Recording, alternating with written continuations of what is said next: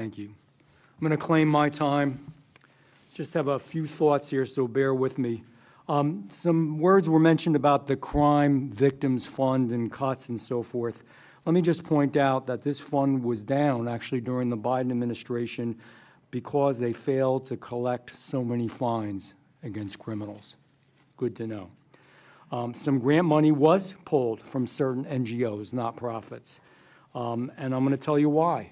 Because they were spending money. You know, it's important to realize here, money matters. Ms. King, you're right, money matters.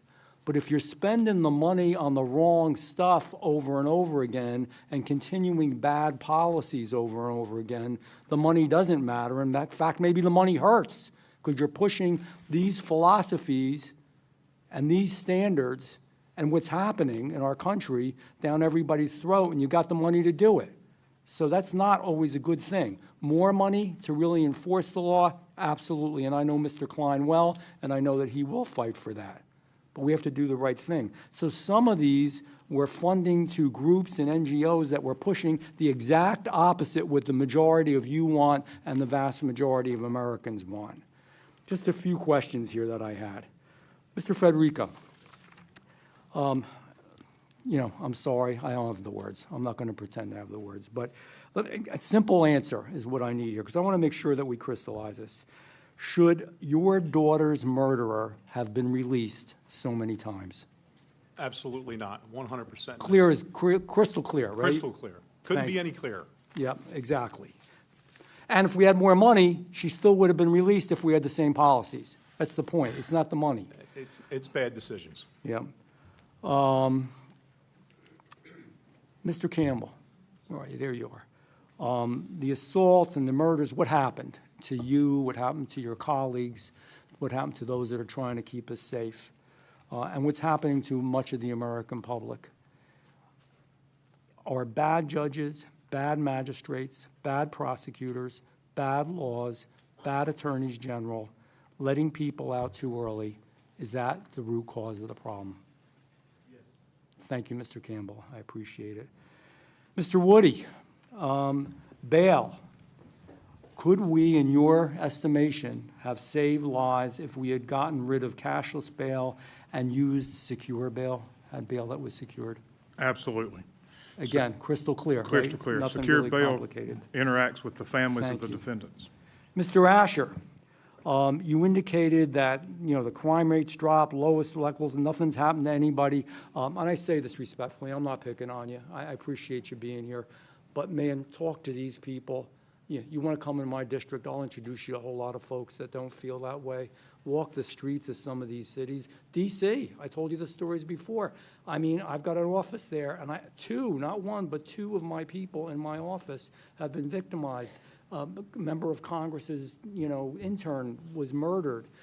People have been killed and beaten and hurt. It depends how statistics are compiled. Statistics don't always tell the story. Quite frankly, statistics always aren't accurate.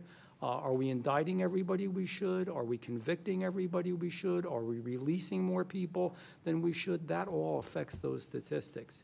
So I just wanted to say that to you. And, you know, there's concern, and I'm a Second Amendment guy, but I don't want to get into guns here.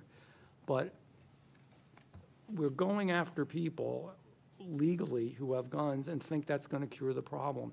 How about the bad people who've committed felonies over and over that are released again, and some of those felonies involve guns? Shouldn't they be incarcerated? I mean, that's clear. You should agree with that, whatever side of the aisle on, whether you're liberal, conservative, or whatever. So, you know, it's kind of the same theme. It's the same story. I just wanted to touch base on those few issues. And Ms. Alderman, just with you, do we need more accountability? Just give me a yes or no, maybe a few words. In our system, do we need more accountability?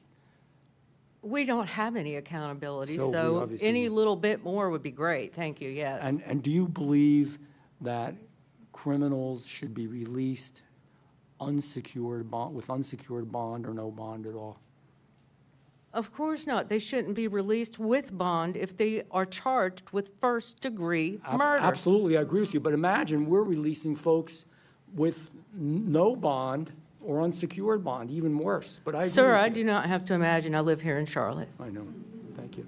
Yeah, and so let me just ask you a question, because you're a very outspoken lady, and then I will be done. You heard Mr. Asher say that everything's pretty good, crime rate's down to record lows, no problems, everybody's happy. Is that you live in Charlotte, is that your perception? Absolutely not, and I've lived in Charlotte back and forth during my life since I was 6 years old, and I'm 64.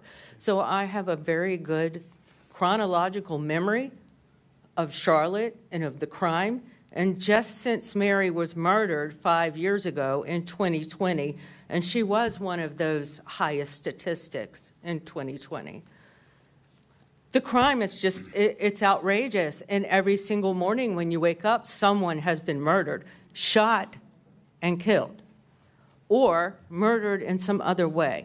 Other crimes that involve knives, axes, these types of things. So, you know, it depends on your perspective. If you want to look at figures all day long, then you're going to have a, you know, I'm not a mathematician or, you know, that type of analytical person.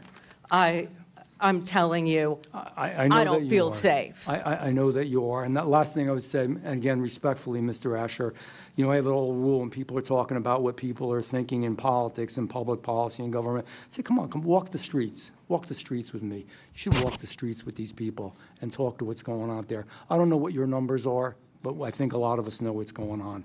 With that, I want to recognize